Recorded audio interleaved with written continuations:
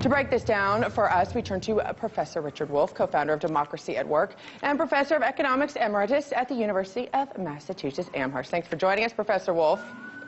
Glad to be here. You know what? After weeks of talking about China, I now bring in another country, India. And so is it perfectly reasonable to say that it's time to end the preferential treatment of these two countries, India and Turkey, or is this an attempt to gain leverage with other countries?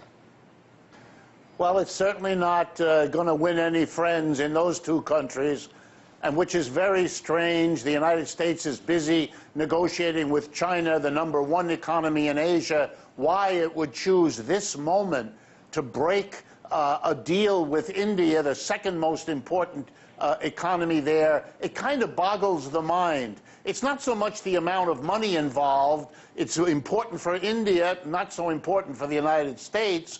But it means that it's another boost to rising prices in the United States, and it's another enemy you've created, another loss of friends who counted on the American market. It really makes you wonder what's driving the Trump regime to behave in this way. Well, Professor Wolff, what is the type of relationship between India and China? And we'll even bring in Turkey because we know diplomatically there's been some issues these past weeks. But economically, how does China view India? As we know that China has felt competitive to Vietnam in the past. How does it view India? I think it's also a competitor. These are the two giants of Asia, India and China. China has a rocky relationship with the United States. India has traditionally had a better relationship, particularly under the current government of Mr. Modi. For this kind of a disruption of that to happen is really quite good news for China because it creates distance between India and the United States, once again making one wonder why now it was necessary for a relatively small amount of money. The speculation in India is that Mr. Trump needs to look good because he's about to sign a deal with China, which didn't get him very much. So now he has to be Mr. Tough Guy with another country out there in that part of the world. At least that's a speculation. It's very hard to know since the reasons given don't make much sense. Well, it's interesting because we've always talked about the old cliche, as a friend of my friend is my enemy. And so in this case, considering you had this huge economic team from the White House travel over to Asia just, what, 2 weeks ago, 3 weeks ago, the meetings have been going on. We don't know details of it. Do you think this might be one of the requests that the Chinese had? Is like, we will make a deal with you, but you've got to start pushing off your other friend, which we know has been India.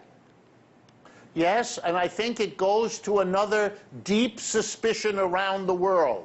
And that deep suspicion, which is very important, is that the United States and China are now equally matched. The United States cannot push the Chinese around, and the reason that's concerning to the rest of the world is the fear that the way these two enormous economies, the United States and China, will work a deal is by giving each other enough at the expense of the rest of the world, Europe, Latin America, and so on. And their worry is that this deal, to hurt the Indians and give maybe an edge to the Chinese in competing with them, might be part of that story, and that may become very big news in the years ahead. You know what this reminds me of? Now, granted, I was a minor in business, but this reminds me of sort of like a monopoly, almost like a worldwide monopoly that possibly could be forming that would put some of these other countries out. That being said, President Trump has complained that India is a very high tariff nation. Heard that before when he talked about China originally. But is India just trying to act in its interest to protect its own domestic business? One of the things that China said it was always doing?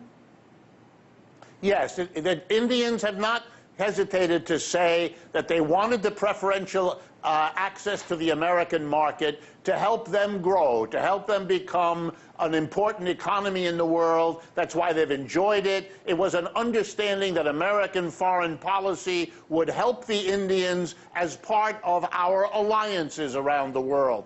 Again, raising the question, did we suddenly stop needing the alliance? My guess is no, and this may be, again, the posturing of the Trump administration, but if so, it's taking a risk with a very important partner in that part of the world. Well, Professor Wolff, as we know, sometimes you have to take big risks for big return, yet at this stage, we haven't really seen much. Maybe the next 2 years what the return is. will confirm it. Thank you for joining us.